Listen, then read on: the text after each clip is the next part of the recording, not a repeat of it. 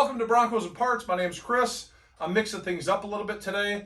We're going to do a full oil change on my 2015 Ford F-150. It's got the 5-liter Coyote V8. I'm doing this for two reasons. One, I don't trust the oil change places, and two, they wanted $96 to do a complete synthetic oil change on this truck. I can do it for under $40. Let's get some tools and get started. The first thing you'll want to do is bring your vehicle to operating temperature and vaporize any of the impurities that are in your oil. Then you want to get it raised up off the ground. I'm using these ramps, but if you don't have ramps, you can use jack stands and a jack to get it up off the ground. Next thing I'm going to do is put some craft paper down. This is hardwood floor underlayment. I put this down on the ground in case there's any oil spills or drips past my pan, because getting to the oil filter on this vehicle is a little rough.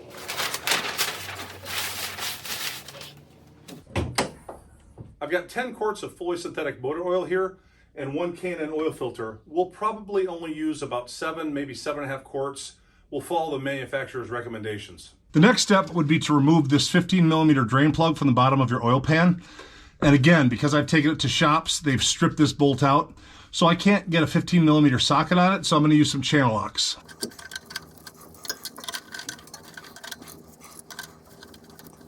As you loosen the oil plug, oil's going to start trickling out. Just make sure you don't drop your oil plug in the pan. You don't want to be fishing that out.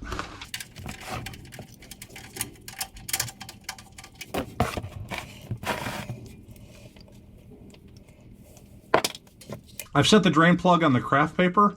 Next, I'm going to let this oil drain into the pan, and I'm going to move the pan back slowly as the stream of oil slows down, so I keep it centered in the pan to avoid any type of splashes. And I'm going to go clean my hands up because I've got a lot of oil on these gloves. I've grabbed some paper towel and I've taken extra precaution not to let it touch the ground or get contaminated by dirt. I'm going to wipe off the oil plug and get it ready to reinstall. Normally I'd let this drain longer, but I'm kind of in a hurry today and it's just trickling out.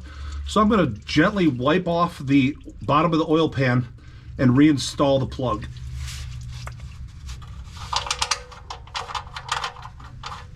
And again, I'm going to wipe again underneath there to get some of those drips. And now we've got her plugged up.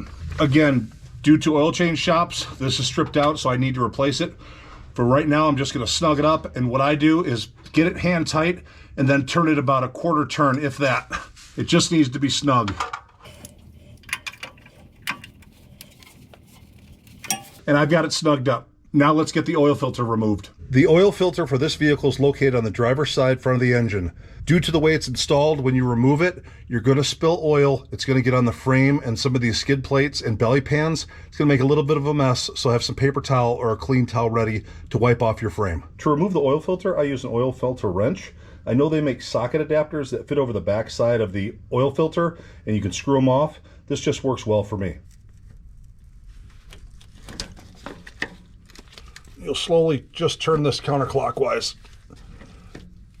and keep spinning. Using the wrench, try not to crush it. Once we've broken it loose with the pliers, we should be able to spin it off with our hand, and I'm going to do that now. I'm going to set the camera down because this gets really messy. As you unscrew the oil filter, you want to keep your hands on it, and when you feel it hit the last of the threads, try to stand it upright so the rest of the oil does not spill out on top of your frame or your working surface. Here we've got it removed. We'll set it in the pan and allow it to drain.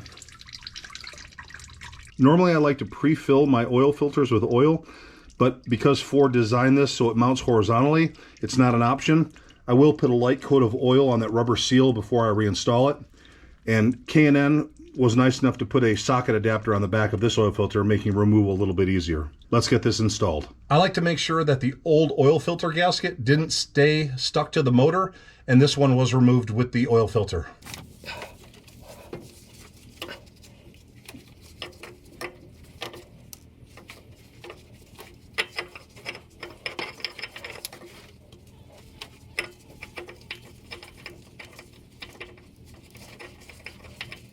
All right, I've got the oil filter installed. I've tightened it down to where it was hand tight, and now I'm going to do about 3/4 of a turn with this 25mm socket on the end of that molded in nut on the K&N oil filter. You don't want to over tighten these. And that should do it. Let's go to the top of the motor and start filling the oil. We're done down here. I live on a dirt road, so no matter how often I clean my truck, it ends up looking like this after a few days. Let's remove this cap and set it aside. I'm gonna take some clean paper towel and just wipe off this opening. Careful to push things out. You don't wanna wipe and push stuff down in the hole. Let's drop our funnel in. And then we're gonna put 5 quarts of 5W20 in, and we're gonna add a few more after this one is empty.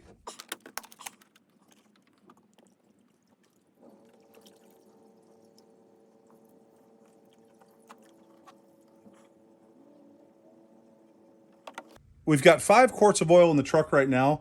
If you've ever noticed, you can turn one of these jugs sideways and you'll see the increments for each quart. There's 5 quarts in each jug. We're gonna pour 2 more, so we just need to go down 2 lines where they're marked as quarts. I'm going to add 2 additional quarts, bringing our total to 7 quarts.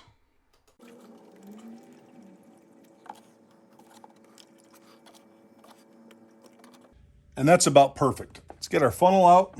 Be careful not to let it drip all over the exhaust manifolds. And set this aside. Next thing we're gonna do is get some clean paper towel and wipe off this cap. You wanna get as much debris off this as possible and then place it back in. The next thing we're gonna do is start the vehicle up, back it off the ramps on a flat surface. We're gonna let the engine idle for a few seconds, then we're gonna shut it off and check the oil level with the dipsticks. So let's get this truck off these ramps. Okay, we've given the engine time to circulate some of the new oil and let it settle down in the bottom of the pan. Let's go around the other side of the engine, pull out that dipstick and check our oil level. Let's check our fluid. Gonna clean this off. Gonna reinsert the dipstick. If you look, we're dead smack in the middle between the 2 dots. This oil change is complete. Please be responsible with the used motor oil. I'll take what's in the pan, pour it back in the empty containers, and I'll take it back to the auto parts store for recycling. If you have any questions or concerns, please put them in the comments section below. I really hope this video helped you, and I look forward to making my next one. Thank you.